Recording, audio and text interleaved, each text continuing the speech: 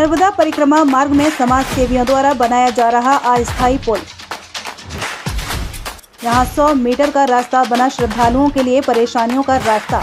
बड़ी और मोटिवेट करने वाली खबर मध्य प्रदेश के मंडला जिले से आ रही है, जहां कुछ समाज सेवियों द्वारा मां नर्मदा परिक्रमा करने वाले श्रद्धालुओं के लिए एक अस्थायी पुल का निर्माण किया जा रहा है।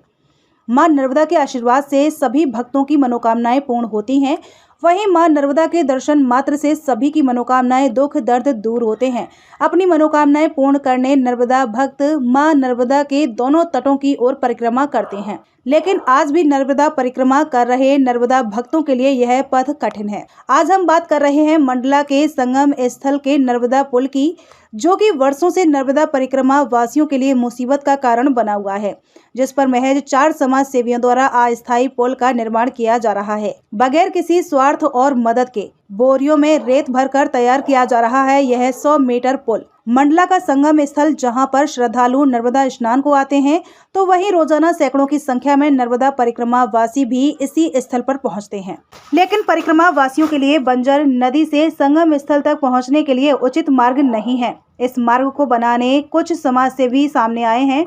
इन समाज सेवियों की संख्या महज 4 है, जिनमें एक महिला भी शामिल है। घरों से बोरियों का इंतजाम कर हाथों में फावड़ा लेकर इस मार्ग को बना रहे हैं। बोरियों में रेत भरकर कांधों में रखकर मार्ग निर्माण कर रहे हैं। करीब 100 मीटर के इस अस्थायी पुल का निर्माण परिक्रमा वासियों के लिए कर रहे हैं। आधे पुल का निर्माण इन्होंने कर लिया है और इन समाज सेवियों का कहना है यह पुल जल्द ही तैयार हो जाएगा। वर्षों से पुल बनाने को लेकर मांग की गई है, लेकिन मात्र आश्वासन ही मिला है। जनप्रतिनिधि, शासन प्रशासन को जानकारी है, लेकिन अब तक कोई भी प्रयास नहीं किए गए। इन समाज सेवियों का कार्य सराहनीय है। इनसे और भी लोगों को सीख लेने की आवश्यकता है। मंडला से एजी न्यूज़ के लिए अरविंद सोनी की खास रिपोर्ट।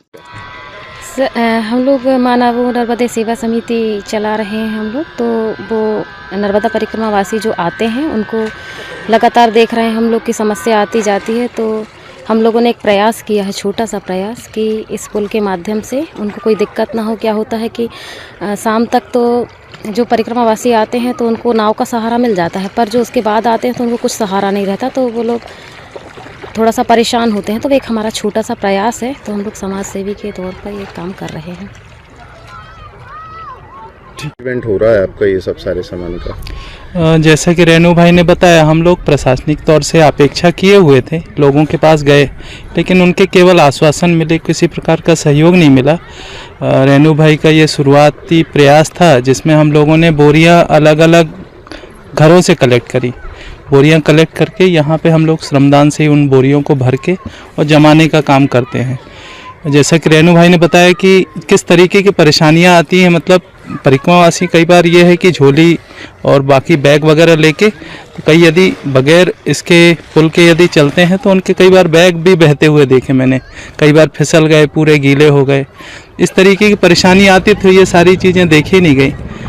रेणु कुशवाहा जी ने प्रयास किया तो हमने केवल उनका सहयोग किया है, बाकी बहुत ज़्यादा कुछ किया नहीं है हम लोगों ने। क्या नाम लिखते हैं? लालाराम चक्रवर्ती, यहीं सामने का घर है मेरा।